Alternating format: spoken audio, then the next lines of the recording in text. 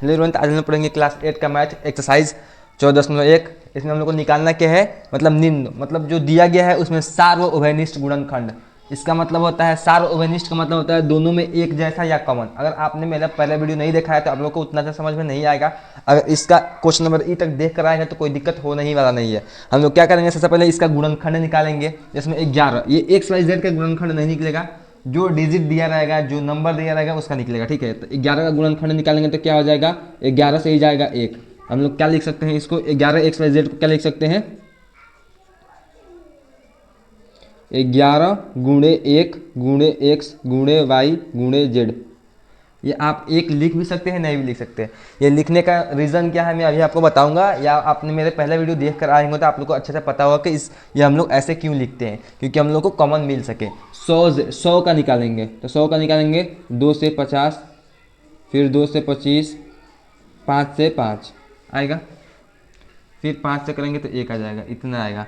तो 100 जेड को हम लोग क्या लिख सकते हैं, 2 गुणे 2 गुणे 5 गुणे 5 गुणे 1 गुणे जेड। जेड है तो अब लो, सार्व उभयनिष्ठ का मतलब क्या होता है, दोनों में कॉमन। ठीक है, मतलब दोनों में कॉमन क्या है, तो इसमें सिर्फ जेड कॉमन है, जेड और 1 दोनों में एक जैसा है। जो एक जैसा है उसी को कंसीडर करते हैं, दोनों गुणा में तो क्या हो जाएगा हम लोग, मैं पूरा नहीं लिखूंगा, हिंदी में यहाँ पे लिख रहा हूँ। ये हो गया सार्व, आप लोग लिखेगा इसे उभयनिष्ठ में शॉर्ट में लिख रहा हूँ गुणनखंड।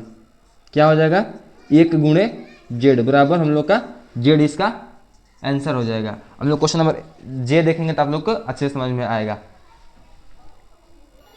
ये हम लोग को 3 पद दिए गए हैं, तीनों में सार्व उभयनिष्ठ, मतलब जो एक जैसा है उसे हम लोग को निकालना है। सिंपल, इसमें एक भी नंबर नहीं था, हम लोग गुणनखंड नहीं करेंगे। लेकिन मैंने हम लोगों ने प्रीवियस चैप्टर यानी पहले चैप्टर में पढ़ रखा है कि ए स्क्वायर का मतलब होता क्या है, तो वही यूज़ करेंगे हम लोग। ए स्क्वायर बी और सी को क्या लिख सकते हैं, ए गुणे ए, क्योंकि ए का पावर 2 मतलब ए गुणे ए, और फिर गुणे बी गुणे सी ऐसे लिख सकते हैं।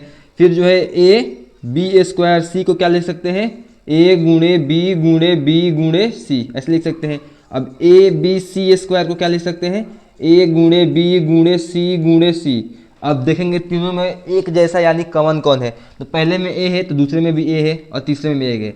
जो तीनों में है कॉमन वो तो पहले ए आ गया, फिर देखेंगे ए और किसी में नहीं है, नहीं, फिर बी इसमें भी है, इसमें भी है, इसमें भी, मतलब ए और बी दोनों में कॉमन है। फिर इसमें भी सी है, इसमें भी सी है, इसमें भी सी है, मतलब तीनों में ए बी सी है, यानी यही हम लोग का सार्व उभयनिष्ठ हो जाएगा। तो हम लोग यहाँ पर लिख लेंगे सार्व उभयनिष्ठ गुणनखंड। क्या हो जाएगा हम लोग का, ए गुणे बी गुणे सी, यानी ए बी सी, ये हो जाएगा हम लोग का आंसर। अब क्वेश्चन नंबर आगे देखेंगे तो आप लोग को और अच्छे से अंडरस्टैंडिंग हो पाएगी।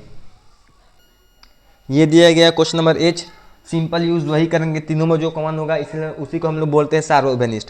मतलब इसमें नंबर यानी डिजिट दिए गए हैं तो हम लोग सबसे पहले इसका गुणनखंड निकालेंगे। तो 2 का गुणनखंड निकालने की जरूरत है नहीं, 2x है मतलब 2 गुणे 1 गुणे x होगा। ये 3y है मतलब क्या, 3 गुणे 1 गुणे y होगा, इसका गुणनखंड भी आप निकाल सकते हैं। मेरे को ये इजी है तो मैं ऐसे लिख दे रहा हूँ। 5z का क्या होगा, 5 गुणे 1 गुणे z होगा।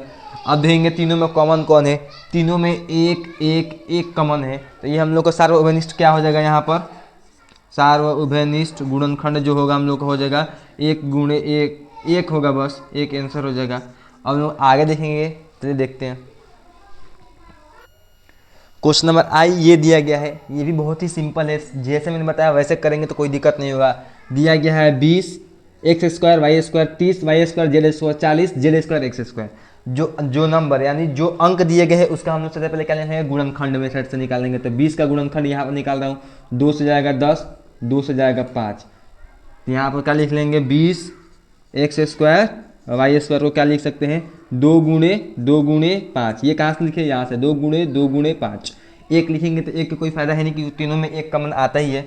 यहाँ पे एक्स स्क्वायर का मतलब होता है एक्स गुणे एक्स, वाई स्क्वायर का मतलब होता है वाई गुणे वाई। इतना में किसी को दिक्कत नहीं होना चाहिए, सिंपल। अब 30 एक्स स्क्वायर यहाँ पे है 30 वाई स्क्वायर जेड स्क्वायर, इसे हम लोग निकालेंगे। 30 का यहाँ पर निकाल दे रहा हूँ, 2 से 15, फिर 3 से 5, ये आ जाएगा। ये हम लोग क्या लिख लेंगे, 2 गुणे 3 गुणे 5, इसे हम लोग इरेज कर दे रहा हूँ। फिर जो है वाई स्क्वायर का मतलब होता है वाई गुणे वाई। इसी तरह जेड स्क्वायर का मतलब होता है जेड गुणे जेड, ये 2 नहीं है, जेड है, ठीक है। फिर इसी तरह 40 है, 40 का हम लोग निकालेंगे, तो यहाँ पे कर ले रहा हूँ, देखिए यहाँ पे 40 डालेंगे, यहाँ पे 2 से 20 हो जाएगा, 20 से ऐसे यानी हम लोग 40 को क्या लिख सकते हैं, 40 जेड स्क्वायर एक्स स्क्वायर है, इसलिए हम लिखेंगे 2 गुणे 2 गुणे 2 गुणे 5 गुणे जेड, यानी जेड गुणे एक्स गुणे एक्स। अब देखेंगे इसमें भी 2 है, इसमें भी 2 है, इसमें भी 2 है, यानी 2 तीनों में है तो एक कॉमन हम लोग को 2 मिल गया। इसमें 2 है लेकिन इसमें 2 नहीं है। फिर इसमें 5 है, इसमें 5 है, इसमें 5 है, यानी 2 और 5 दोनों में कॉमन मिल गया। बाकी इसमें x है तो इसमें x नहीं है, इसमें y है तो इसमें y नहीं है, इसमें z है तो इसमें z नहीं है, यानी हम लोग का सार्वभौमिक क्या मिला, इसमें से सार्वभौमिक गुणनखंड जो मिला हम लोगों का वो मिला 2 गुणे 5, यानी 10 हम लोग का इसमें आंसर हो जाएगा।